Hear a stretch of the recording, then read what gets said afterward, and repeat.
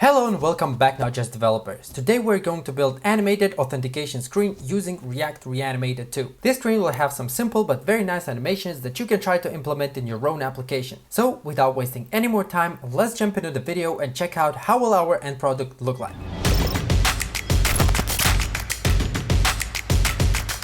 To give you a good understanding of what kind of animations you can expect from this video today, I will quickly go over them. First of all, if we click one of these buttons on the bottom, they will slide down, the image will slide up, the close button will rotate, and the form will appear. If we click this close button, the image will slide down, the close button will rotate, these buttons will slide up, and the form will disappear. If we click register button here, we'll see registration form instead of the login form. And last but not least, if we click register button here, it will have a nice springy animation. So yeah, that's going to be our main focus for today. But as always, I highly encourage you to innovate, do something different, find a better way of doing things, and just have fun with this project. Also, if you want to follow me along, I will leave a link to the asset bundle in the description below, where you can download the starter project with all the UI elements already built for you. But if you want to build those UI elements together, I will leave a link to the video where we are building them somewhere here up top. And without wasting any more time, let's start coding. A quick side note for those who downloaded the asset bundle: in order to run the project, just unzip the zip file, go to your code editor, open the project in it, and simply open the terminal with this command. Type yarn install or npm install. Once the installation is finished, simply write expo start and click A for opening Android emulator or I for opening iOS simulator. In my case, I will click I. Once bundling is complete, you'll see the application running, which means we can start working. And the first thing that we will do is install React Native Reanimated library, which we can do by simply typing expo add React Native Reanimated. After that, we can go to our babel.config.js, and as the last item, add this line of code, save it, we can close it, and run the application once again. And here it is. You may need to close the application and run it again, but if it worked, just simply close your terminal and we can start working. The first thing that we will do is comment out the whole form with the button on the bottom and delete this divided by 2. Let's save everything. Okay, and we can see the changes. Perfect. So now we can import animated from React Native Reanimated and change this view from simple view to animated.view. Let's do the same thing here. Let's save it. Now we will import from React Native Reanimated, use shared value hook, which is basically like a state. It's a value that can be shared between UI and JavaScript thread, and updates to it may result in animations, which you'll see a little bit later. So let's do const, let's call it image position equals use shared value, and the default value will be 1. Let's save it. Now what we will import one more hook called use animated style, which allows us to create basically an association between our shared value and the animated view. For example, this one later will have animated text and similar components. So let's create this animated styles. Let's call it image animated style equals use animated style, like this. And in here we will basically return whatever styles we want to add. So for example, if I pass here a style of opacity 0 and add here this animated style, I need to wrap it into an array. Let's say image animated style. I can pass whatever styles I want, basically my styles, and then this animated style. And if I save it, then we'll see that the image background disappeared because I'm passing the opacity of 0. But if I say 1, it's again here because the opacity is 1. But we can also use this to animate our image. And if you remember, we want our image to go up after clicking one of these buttons. So another new thing that you will see is going to be interpolate. And now I will quickly add one line of code, after which I will explain what it does. Interpolation equals interpolate. Now we will pass our image position dot value as the first parameter. Second parameter will be 0 and 1, and the last parameter will be minus height divided by 2 and 0. Okay, so now let me explain this line of code. Basically, it means that if our image position.value right now is 1, which it is 1, then our final value should be 0. But if our image position value would be 0, that means our final value should be this, minus height divided by 2, which is where we will want our image to be. Now let's add this into code and then I'll explain everything together.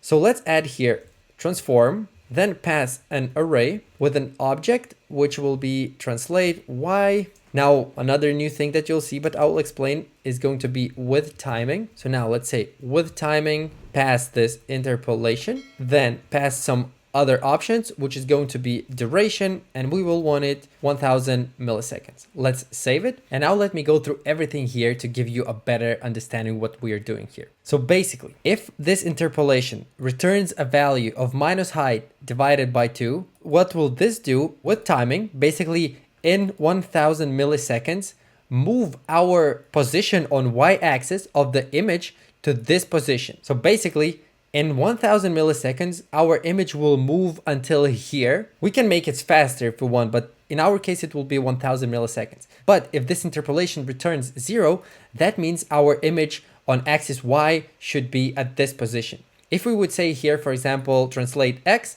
it will do the same, but on X axis. I hope this is clear to you. We'll do a few more of these styles, so maybe by the end you'll get a little bit better understanding of what it's actually doing. You can try to play around with it and it will make even more sense to you, but hopefully it's explained good enough, at least for now. Okay, so now we need to add a way to change this shared value, and for that we will create a function called login handler and simply change image position.value to 0. That's going to be our logging handler function for now. Later we'll add more code. And now what we need to do is change this button from simple view to pressable. Let's do right away for register because we'll need to do that very soon. And pass on press equals login handler. Let's save it and test if it's working. Okay, so it's working. So now I'm going to quickly go again through this and explain what's happening. So basically, after we click this, the image position value changes from 1 to 0, which means that our image should be at this position because our value that we're passing here right now is 0, which is at this point in the array, which is at this point in the output array. That means our image should transform and slide up, translate Y, within 1000 milliseconds until this position, right? For example, as I said, like if I change here to X, it will be, let me reload and let me click, it will drag in that position. I hope it's clear enough, even clearer now, but let's add another handler for register button. And for now, they will be basically completely the same functions, but later on we'll change them. Okay, register handler and save. Let's change here to Y and save it. Okay, so if you remember from our design, we want this image to be rounded at the bottom. And in order to do that, we'll use React Native SVG. So let's import ellipse and clip path. Then under SVG, let's add the clip path, and inside let's add ellipse. Perfect. For the clip path, simply we need to provide ID, which in our case we'll simply call clip path ID. For the ellipse now, we need to pass a few things here in order to have that rounded bottom. So first of all, the first thing that we'll pass is going to be CX, which is basically the position X of our screen. Then we will need to pass also RX, which is basically the radius of the ellipse on X axis. And we will also need to pass RY, which is the radius on the Y axis. Okay, so now let's pass the values in there, the values that we need. For CX, we will say width divided by 2. For RX, we will simply provide height, and for RI, height for now. And now we need to pass this clip path ID to our image. So to do that, simply go here, write clip path, and then follow this format. Basically, here should be the ID. Let's save it, and now we can see the rounded corners. Perfect, it looks really good. But now we can see also that our button here is not exactly at the correct position. And to do that, let's go to our styles. Let's find our close button container and simply add top -20. Let's save it. And now it is in the position where we need it to be. But let's reload. And you can see that everything here is visible, which is bad. And in order to solve that, we simply have to, first of all, make our image bigger. So add here width plus 100, height also plus 100. Okay, now it's a little bit bigger. Now let's go to our radius on Y and add plus 100 as well. Let's save it. We already don't see it here, but if we click, we can see that basically it's again flat, which means we need to add here plus 100 as well. And basically that's it. We have our image here perfectly rounded in a perfect position. And here we don't see anything.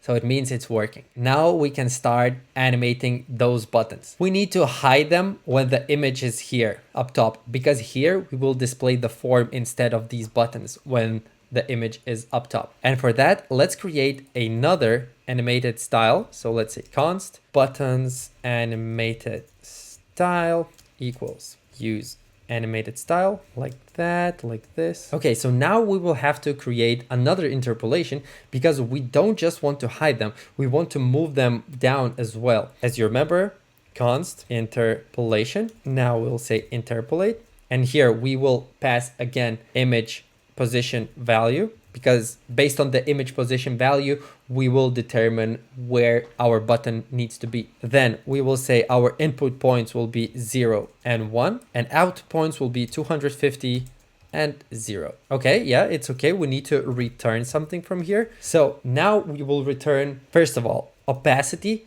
We need to hide those buttons. So opacity, we will also make it with timing, because we don't want just to hide them like that. We want to gradually hide them. Okay, so that means we will say with timing image position dot value is going to be our opacity, and we will give it, let's say 500 milliseconds to do so. So now we can pass this button animated styles to our buttons. So if you remember, first of all, we need to wrap them in animated.view, both of them, animated.view. And now we can pass to this animated.view the style that we just created. But we don't need to pass it in an array because that's going to be our single style like this, and also the same here. Now let's save it, and now let's try to test it. Perfect, they're disappearing.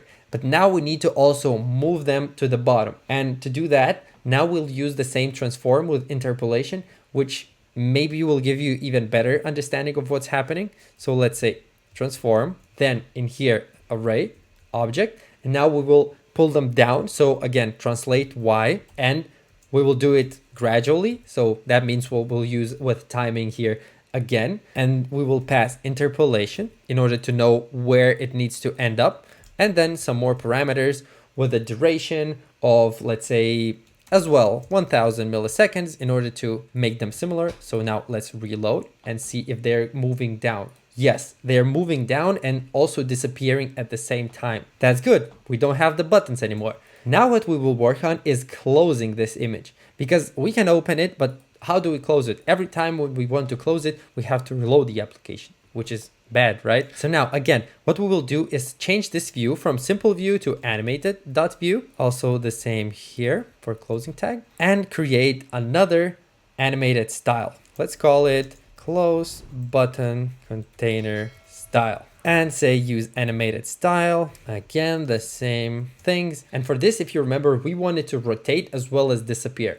So first of all, we will work on disappearing. So let's say return, and also pass opacity. Then we will do it again with timing to make it look nice. So let's say with timing. In this case, we want it to be the other way around. So basically when the image is up, we need to see this button, but when it's down, it should be not visible. So that means we will say image position dot value. If it is equal to 1, that means it should be, opacity should be 0. Otherwise, opacity should be 1. And the second thing that we need to pass is the duration, and we'll do it a little bit faster in 800 milliseconds. Now we need to go to our animated.view and pass these styles. So let's say close button container style. And last but not least, we need to also change the shared value in order to move it down. So we'll pass to the text simple on press, and we'll say that we want to change image position dot value to 1, close it basically. Okay, let's click login to pull it up. Now let's click close and perfect, it's working. And as you see, it's disappearing and reappearing slowly. But now we also want it to rotate. And in order to achieve that, we will go to close button container and in here create another interpolation, which is going to be interpolate image position dot value. That's going to be our basically number. Then we'll say input points are 0 and 1, where it should be mapped to will be either 180 or 360 degrees. So now rotation works a little bit different. Let's pass transform. Then we also need to in array pass an object. Let me add a comma here. And in here we will say we want, instead of translate y, translate x, we want it to rotate. And rotation should also be done with timing because we want to do it gradually. But at this point we can't just say interpolation because that's how it works. We need to say interpolation and we need to add plus string of deg, basically degrees. And then we can pass the duration of how fast it should be done. We'll say 1000 again. So let's save it and see. As you see, the button is turning, the X as well, like it's rotating. So yeah, you can change these values however you want and it will work according to your taste. But now it's working, perfect. We're gradually reaching our final destination. So let's continue working. As you can see already, we need to somehow display the form. The first thing that we will do is simply uncomment this part and we'll see that, okay, the form is always here, which is definitely how it shouldn't be. What that means, we need to add some animated styles. When we are here, we need to display the form, but when the image is down, the form shouldn't be displayed.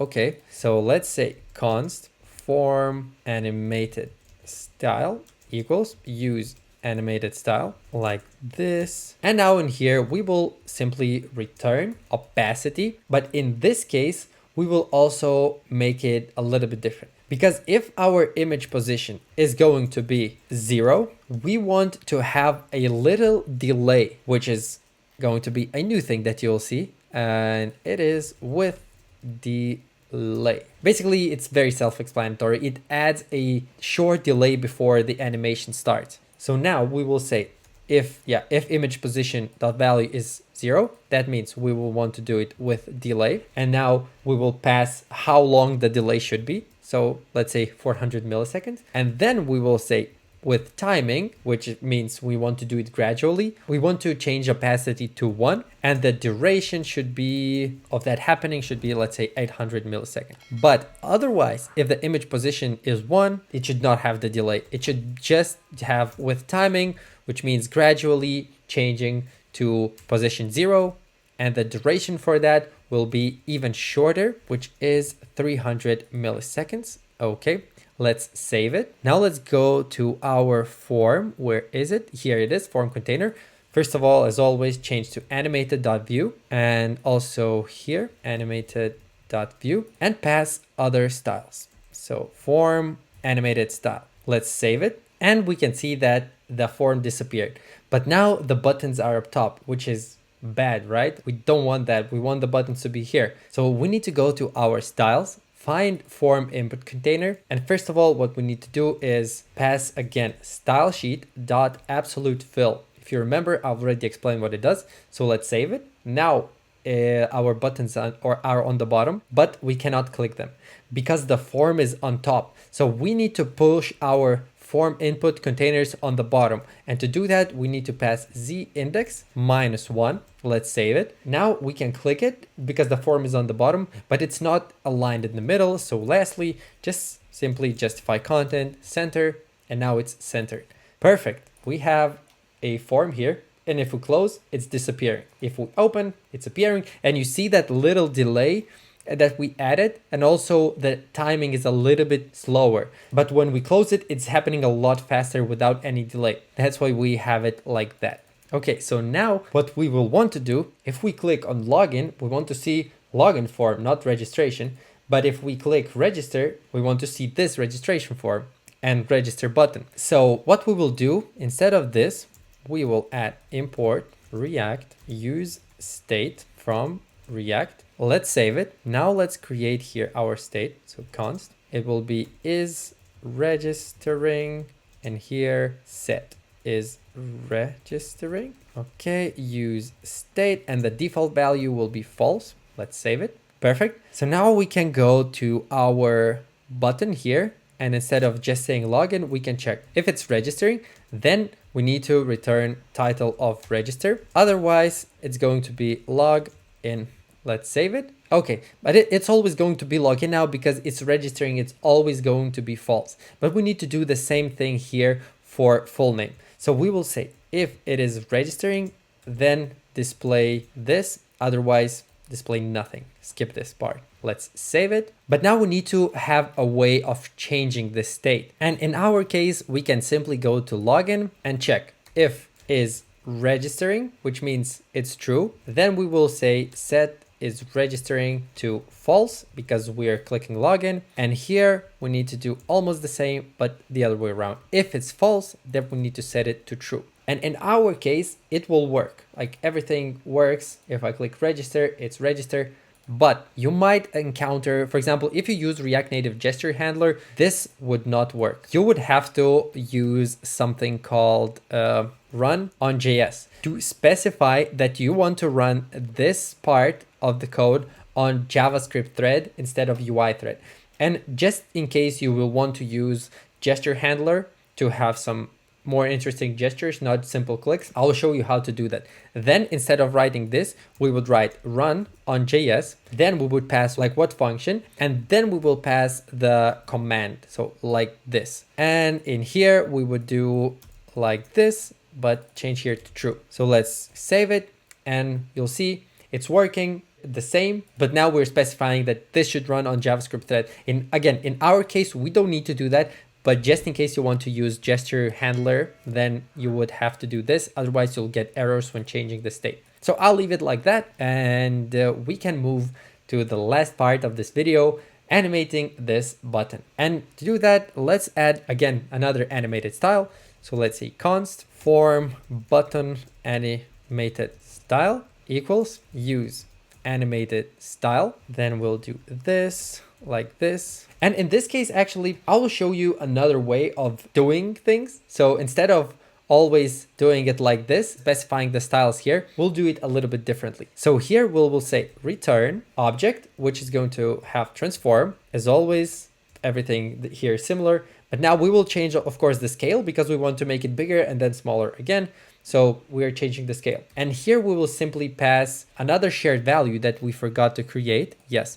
So now we'll say form button size, or maybe scale, even better. And our default value will be 1. So let's go scroll down, and here I'll say form button scale dot value. Simply leave it like that. Now let's scroll to our form button, which is here. And again, if you remember, first of all, wrap it in animated.view. Okay, let's save it. And now let's pass here that style, form button animated style. Let's save it. And now we will also wrap it in pressable. So let's do it like this. Let's crop it, this, fix it a little bit. And in here, we will pass on press, which is going to, instead of simply changing the value to 1 or 0, we will say like this, then form button scale dot value will become, again, you will see new thing. So let me import it. It will be with sequence and also with spring. So with spring, it's pretty self-explanatory. It's just springy animation at the bottom. And with sequence, what it does, let me add the code, and then it will be easier for me to explain it to you. Now we will add with sequence, and inside here, we will add with spring, and then pass the value to which basically it needs to change. And then again with spring and change it back to 1. So what with sequence does, it basically runs all of these in sequence. This one finishes, then it runs this one. If I would add more, it would run them, and so on and so on. Okay, so now let's test this. If I click on login and then click login here, it has that bouncy animation. If I close it, go to register, click it here again, voila, again, bouncy animation. Now, the last thing that I want to mention is I've heard that for some people, this doesn't work on Android. And the way I fixed it is wrapping everything here in animated.view, and then it will work on Android as well. It won't like destroy anything on iOS, but it will work on Android as well. But it's only if it's not working for you as well on Android emulator.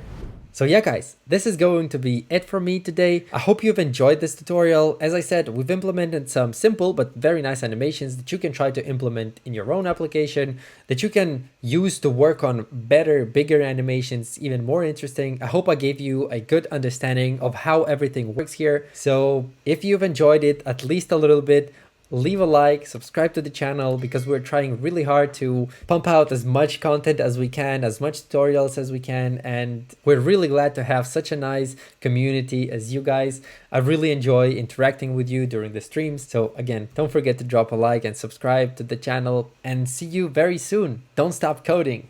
Bye.